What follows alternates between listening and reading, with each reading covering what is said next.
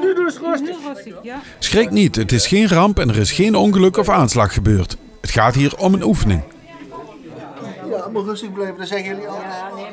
Nou, vanavond is een buitenoefening. Die is hier in de Klokkert gepland. Dat is niet onze eigen locatie waar wij les hebben. En wat hier gebeurt is in feite, er zijn een aantal ongevalsituaties geanceneerd. Waardoor dat mensen getraind worden om buiten de eigen leslocatie hulp te verlenen. Ook daar nog. Ja, kijk nou, ja. Je ziet goed gevallen, hè? Het zijn lotussen en die worden gesminkt en die zijn acteren dat ze ongelukken meemaken. En dan komen onze EHBO'ers, die komen dan zorgen dat die weer vakkundig behandeld worden. En dat ze eventueel doorverwezen worden naar het ziekenhuis of dat we het zelf op kunnen lossen. Wij tellen 125 leden.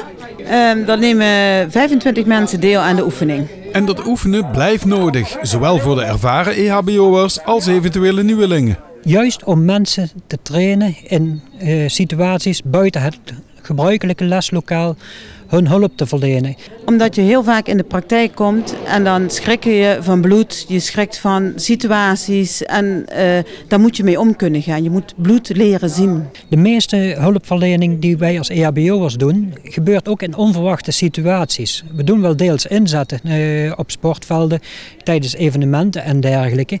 Maar het kan ook hier op straat gebeuren, dat iemand in elkaar zakt, iemand wordt aangereden, iemand verzwikt zijn enkel op het moment dat hij oversteekt. Nou, al dat soort situaties moet je op voorbereid zijn als EHBO'er. Dus je moet ook oefenen in die situaties. En dat doen we dus ook met slachtoffers, dus lotusslachtoffers, die dus realistisch dat uitbeelden.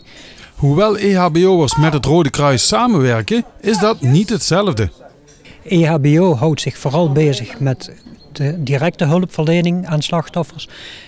Rode Kruis is dat een onderdeel daarvan, maar Rode Kruis is veel uitgebreider. Hebben daarnaast ook opvang bij rampen en dergelijke. Maar daar is meestal geen sprake van. De leden van de EHBO-vereniging worden voornamelijk ingezet bij evenementen. Met name de grote evenementen waarbij we dus meerdere dagen achterin inzetten. Noem er eens eentje. De Venrijse kermis hebben we helaas dit jaar terug moeten geven aan de gemeente. We hebben maar een beperkte groep inzetters op het moment nog over als EHBO-vereniging. Enerzijds dat we steeds minder aanwas krijgen van inzetters. Dat komt deels ook doordat bedrijfshulpverlening een deel van de rol van de EHBO heeft weggedrongen. Anderzijds, mensen werken langer door tot aan hun pensioen. Minder vervroegde uittreders die andere invulling voor hun vrije tijd zoeken.